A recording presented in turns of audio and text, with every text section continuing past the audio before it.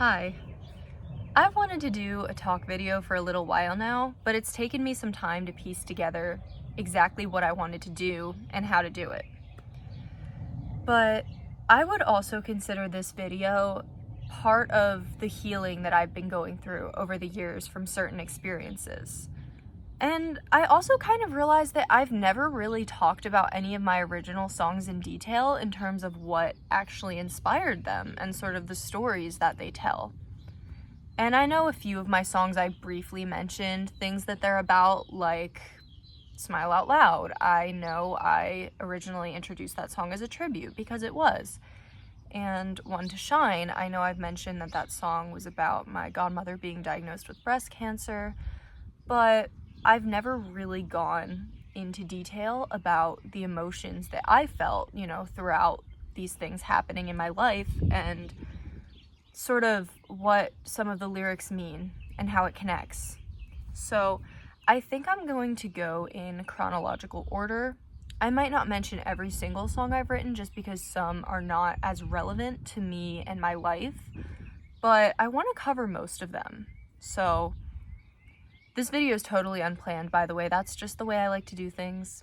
I'm sitting outside as well because it's just so beautiful and it relaxes me too, which is nice. But everything I'm going to talk about at this point, I would say that I've definitely healed from it. I'm totally comfortable talking about it now. It did take me some time to get there, but everything is much better now and I've overcome these things. So I'm finally ready to share with all of you. And just keep in mind that if I hadn't gone through these things, the songs that I wrote would not be out there today. So in a way, I am just grateful, not necessarily for the bad experiences, but for the fact that I was able to utilize them to create art and something that I hope will keep inspiring and keep giving into the future.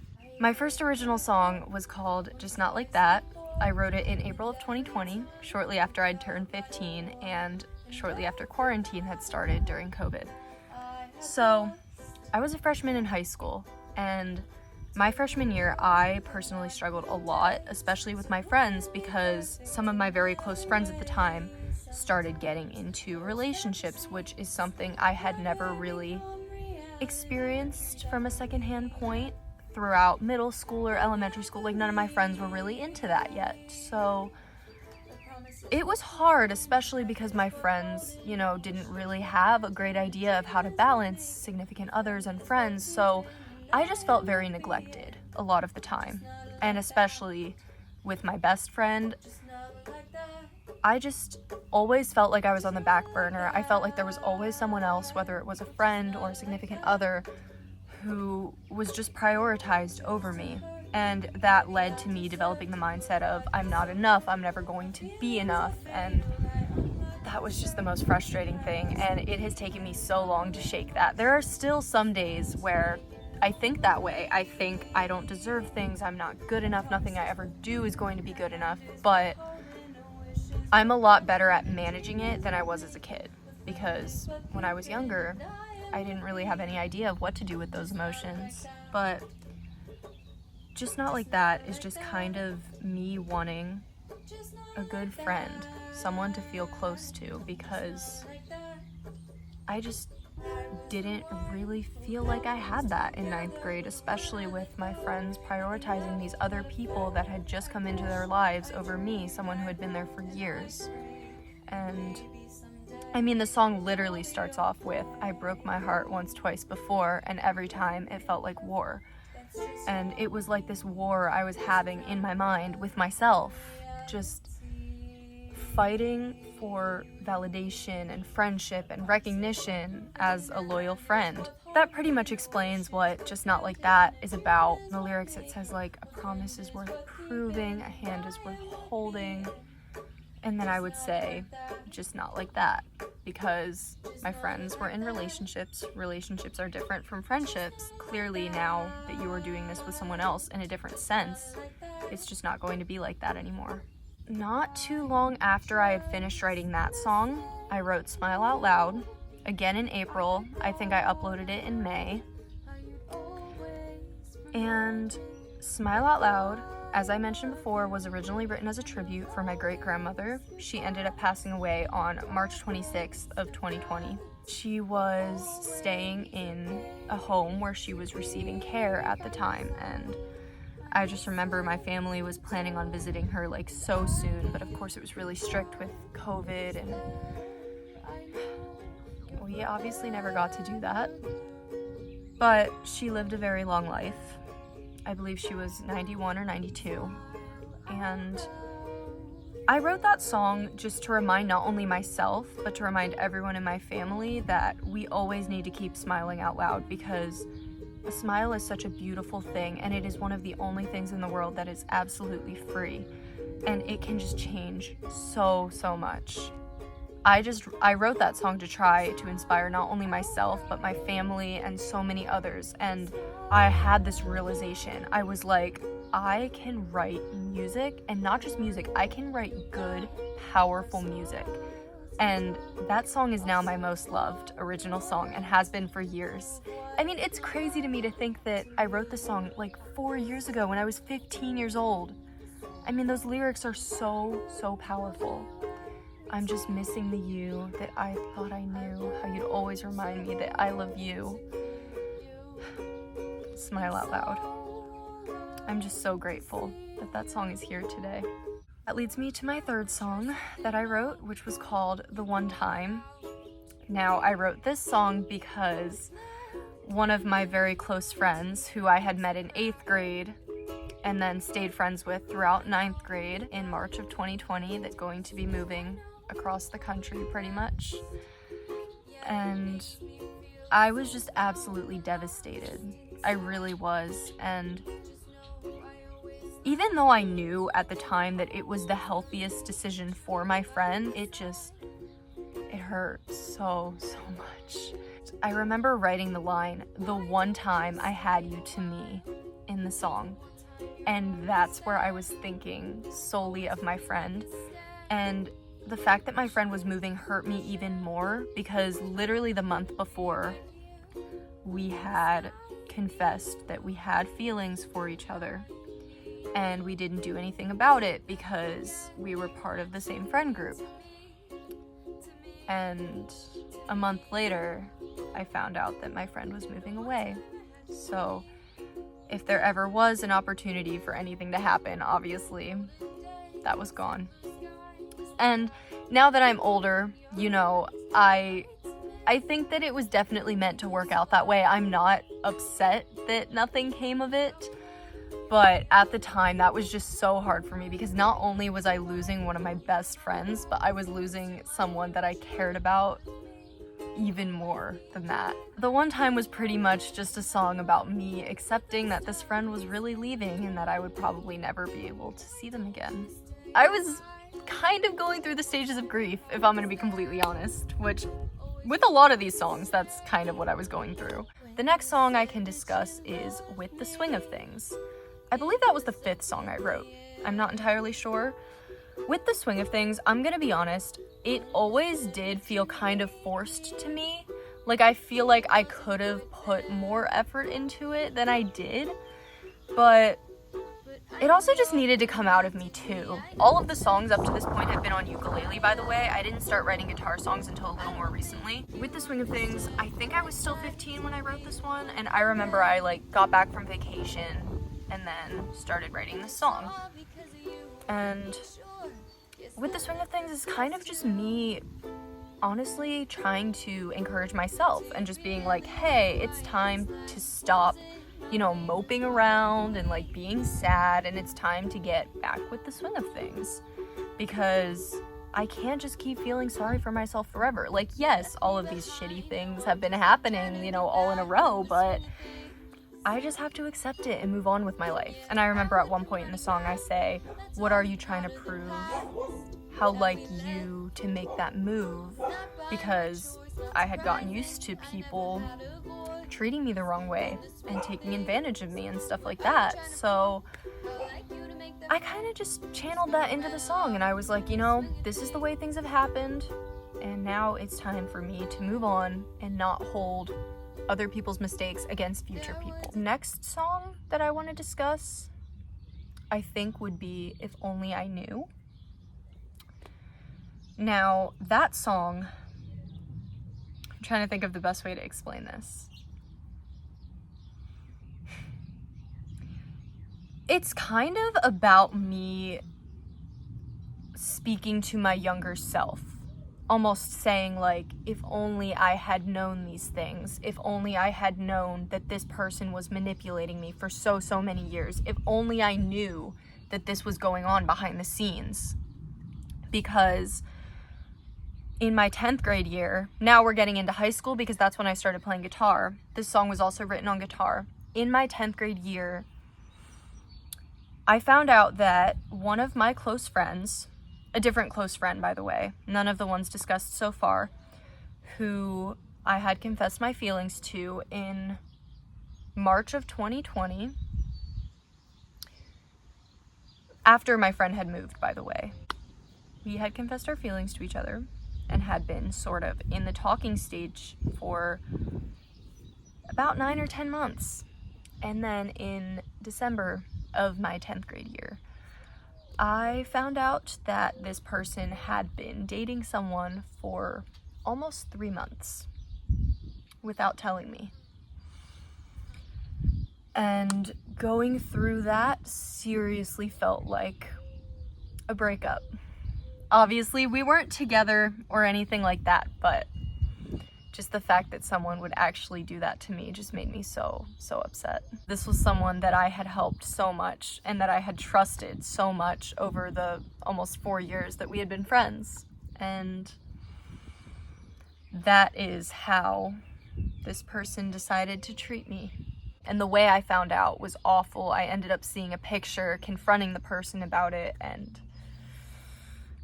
they admitted to it. I do feel like I've gotten my closure on that since then, obviously, you know, but at the time I was just like, how could someone do this to me and just feel okay about it? If Only I Knew is sort of me talking to myself and being like, if only I had known these things, then everything would be so different. The next one I want to talk about is One to Shine. You guys know pretty much the backstory of this one. So my family found out in December of 2021 that my godmother was diagnosed with stage 2 breast cancer. And what you guys do not know is the way that I found out. I saw my mom's phone light up and I was like, oh, Mom, you got like a text, because sometimes she, you know, gets messages for her job. So I was like, oh, it might be important.